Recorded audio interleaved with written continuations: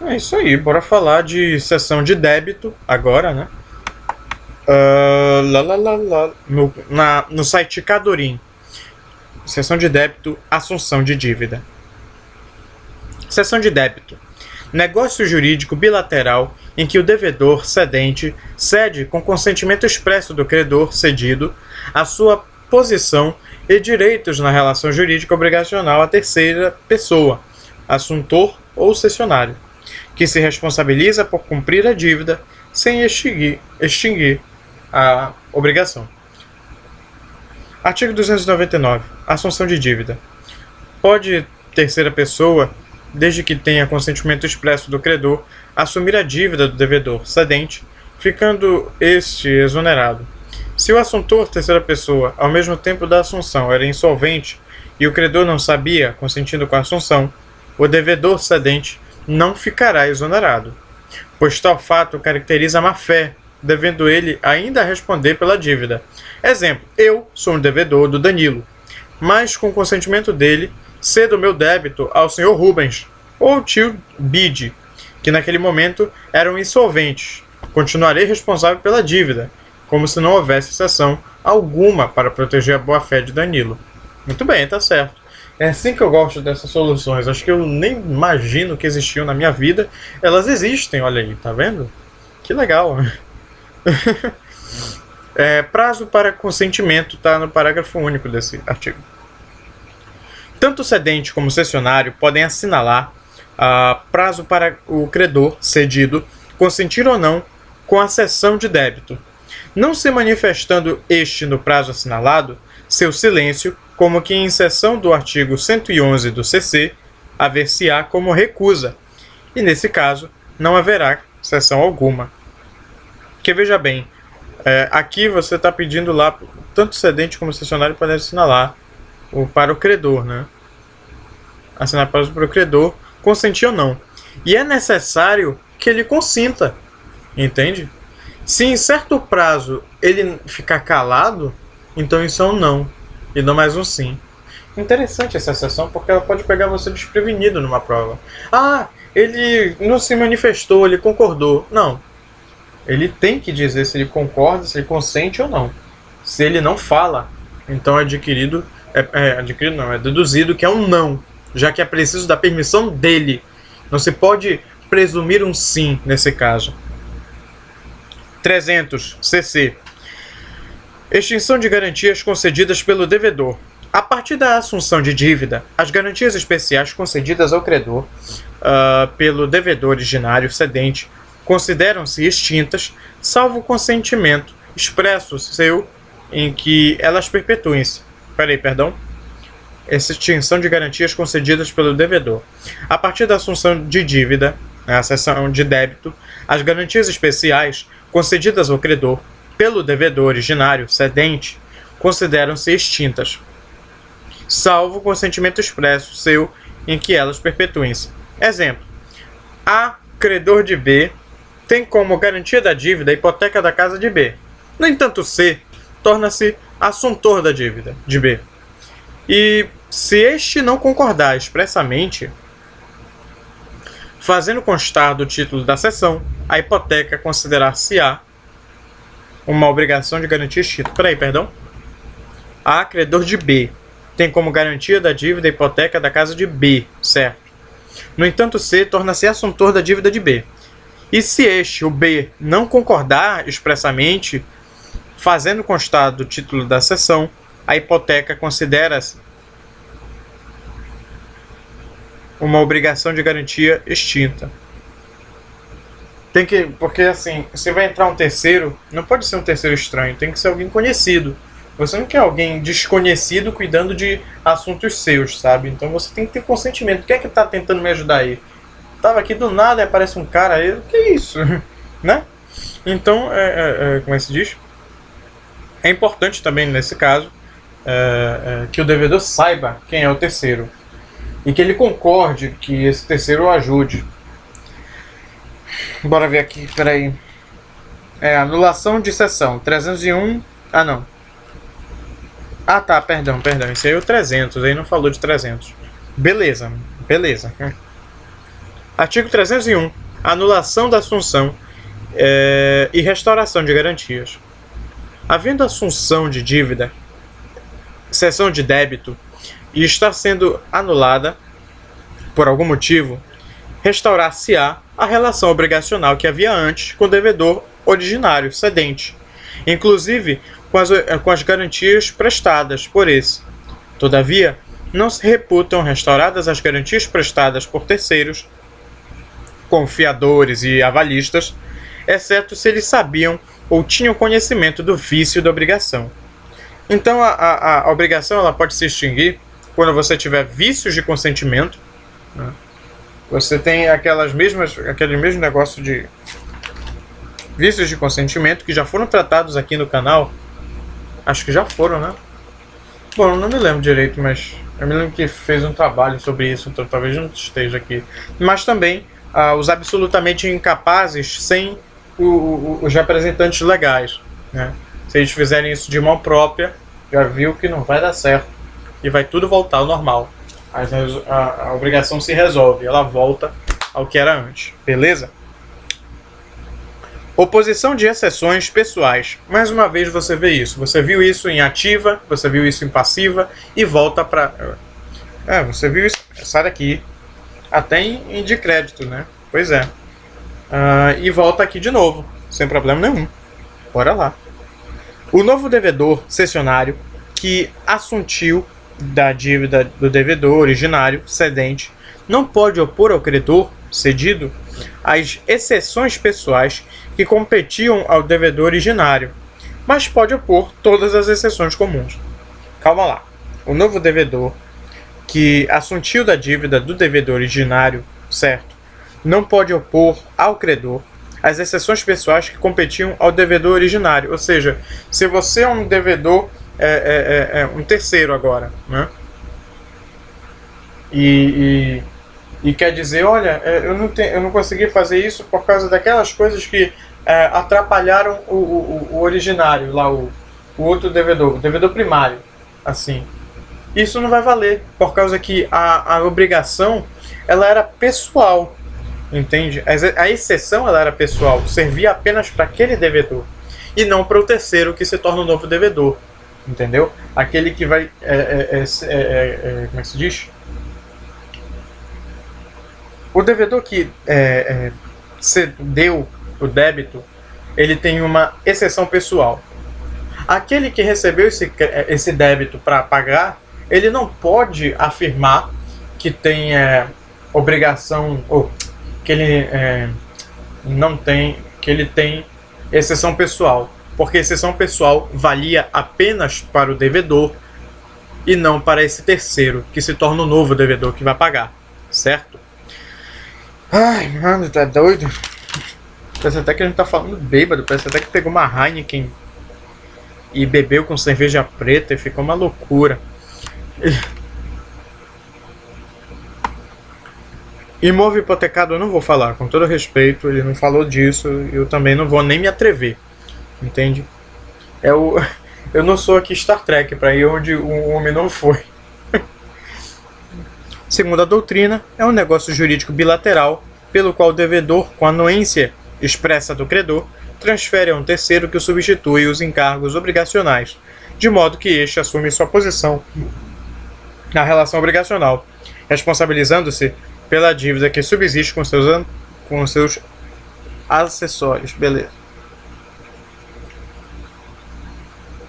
Segundo Maria Helena Diniz, a cessão de débito ou assunção de dívida é um negócio jurídico bilateral, pelo qual... Bilada, que coisa louca de pensar nisso agora, né? Devedor cedente, com anuência expressa do credor cedido, transfere a um terceiro, assuntor ou cessionário, os encargos obrigacionais, de modo que este assume sua posição na relação obrigacional, substituindo-o, responsabilizando-se pela dívida que subsiste com todos os seus acessórios. O débito originário permanecerá, portanto, inalterado. O que se alterou aí foi só as posições de devedores, não a dívida em si. Tudo permanece intacto, exceto isso, né? Ai, ai. Considerando-se os pressupostos da assunção de dívida, tem que ser, como é que se diz? Pressuposto da assunção de dívida. Tem que ter existência e validade da obrigação transferida. Substituição do devedor sem alteração na substância do vínculo obrigacional, salvo se o novo devedor, ao tempo da assunção de dívida, era insolvente e o credor o ignorava. A cessão é substituição na mesma relação jurídica, pois, do contrário, configurar-se-ia inovação.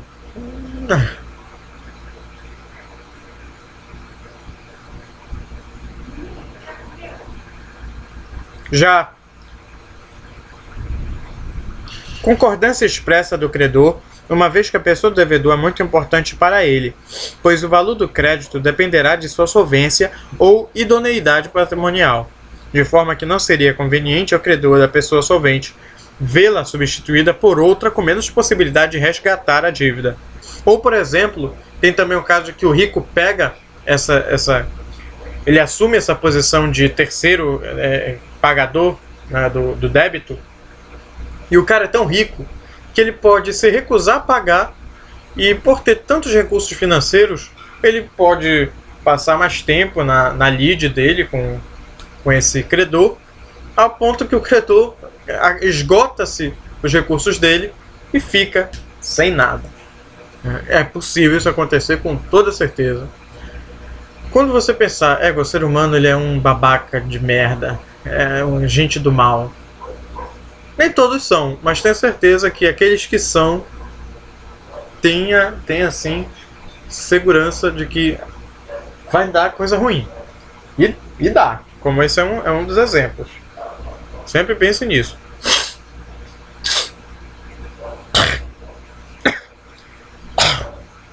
Não sai nada, é incrível. Parece que tem algo, mas na verdade não tem. Aí você faz esses barulhos de animal aí e não sai nada, é incrível. É um pé no saco, Bora continuar aqui e ver o que tem.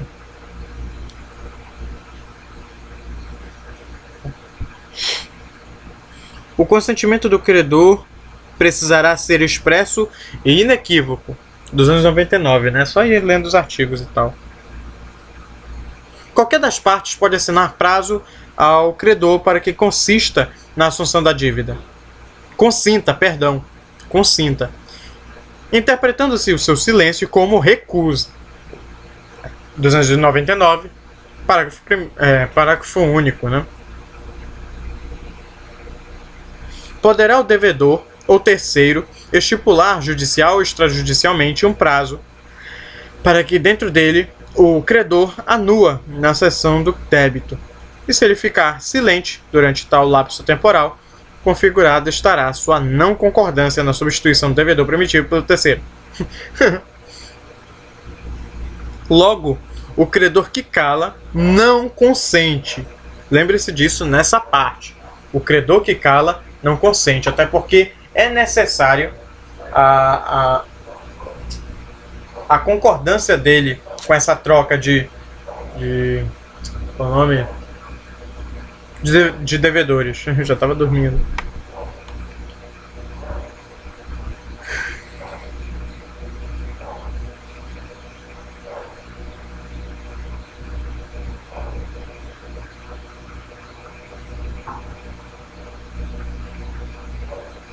Observância dos requisitos atinentes aos atos negociais.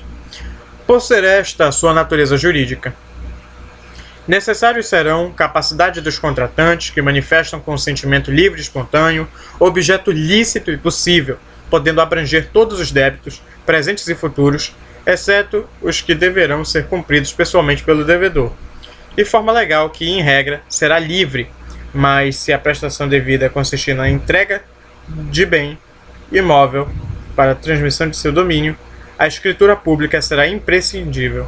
É o que o professor falou, né? Aquele negócio de certas partes vão ter a escritura pública ou aquela privada. Todas as dívidas, presentes ou futuras, podem ser objeto da cessão, salvo as que devem ser pessoalmente cumpridas pelo devedor. Nos casos de transferência de estabelecimento comercial, o Código disciplina a assunção do passivo no 1145 e 1146, que eu acredito que seja o que o professor falou sobre sucessão empresarial. Que legal, né? Que legal. Muito bem. Bora lá. Tem mais alguma coisa para ler nesse site? Cadorim. É um nome feio, né? Mas... Cagado, hein? Cagado isso aqui. Agora, parou. Bora ver se tem mais alguma coisa. Opa. Pera. Isso aqui é interessante já. Espécies de cessão de débito. Expromissão.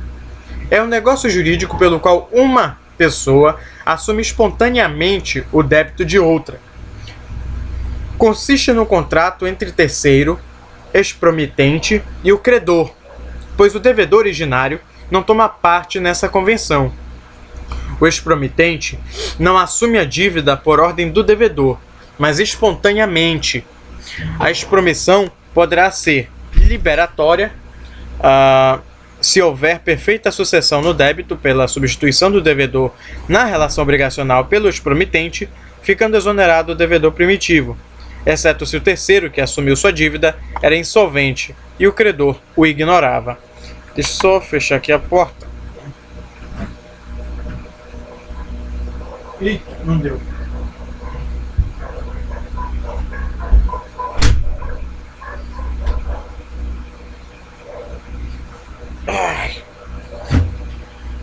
Essas paradas aí que deixam as pessoas com raiva. Bora dar dislike. Eu acho que os dislikes aqui são mais sinceros, né? O que importa é ter dislike sincero. Até porque eu não vou parar de fazer o canal. Entende? Então pode dar dislike à vontade. Cumulativa. São esses dois tipos. Liberatória e cumulativa. Liberatória é como se o devedor fosse expulso, né? E aí quem vai pagar é o devedor. Olha, manda aqui esse novo, esse terceiro. Vai chegar, manda pra mim que eu chuto pro gol. E pronto, acaba a dívida. Bora lá pra cumulativa. Se o expromitente entrar na obrigação como novo devedor, ao lado do devedor primitivo, passando a ser devedor solidário, 265 CC, de forma que o credor poderá reclamar o pagamento de qualquer um deles. Luiz Roldão de Freitas Gomes observa, a esse respeito, que o pagamento de qualquer... que o assuntor se vincula solidariamente ao lado do primitivo devedor, pela mesma obrigação deste diante do credor, que pode cobrar a prestação quer de um, quer de outro, de modo indistinto. O assuntor cumulativo é titular do débito em nome próprio. Trata-se da coassunção de dívida. Só um momento.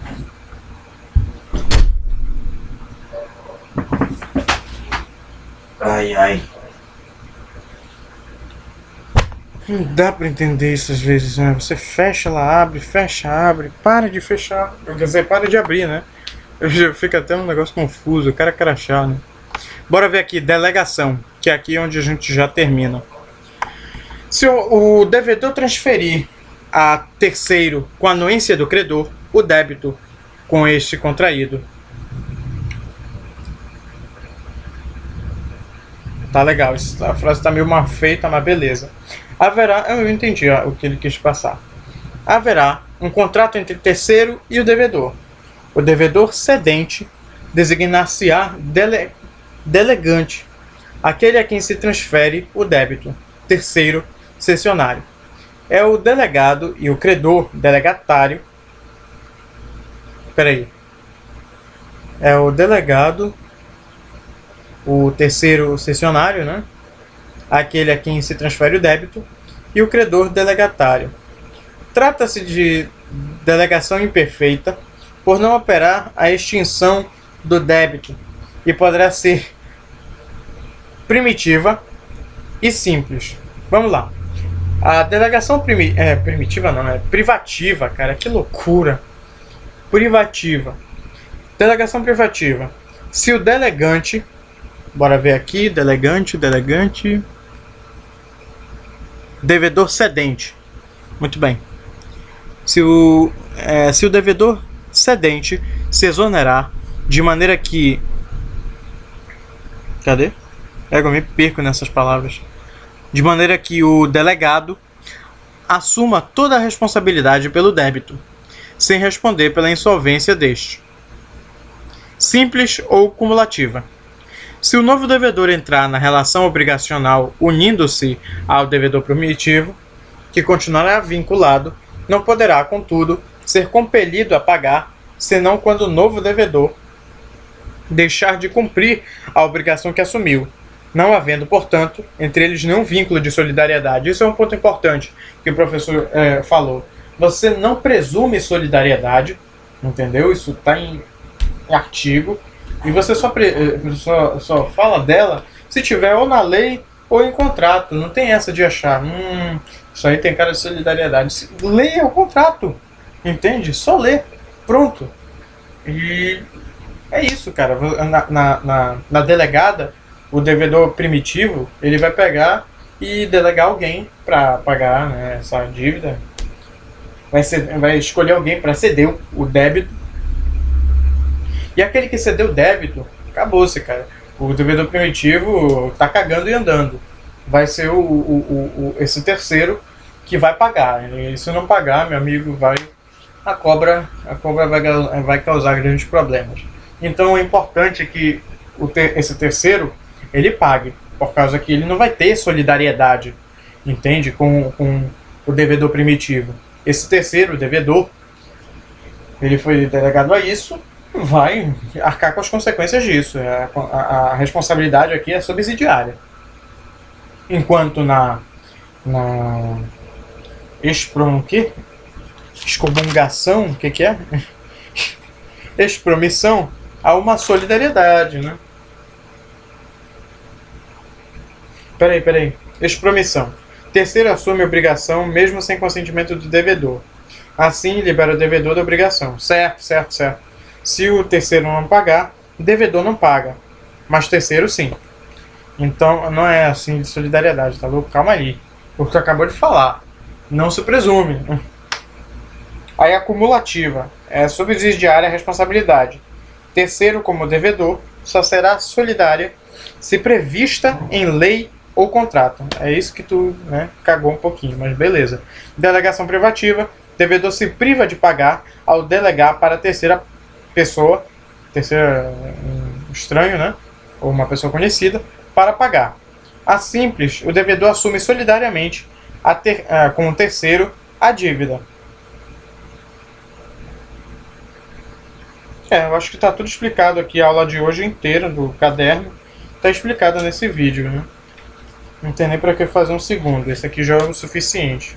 Mas é muitos minutos, não quer ler, não quer ver, não posso fazer nada. Tá aí, eu li o site e tal, expliquei um pouquinho, você que decide.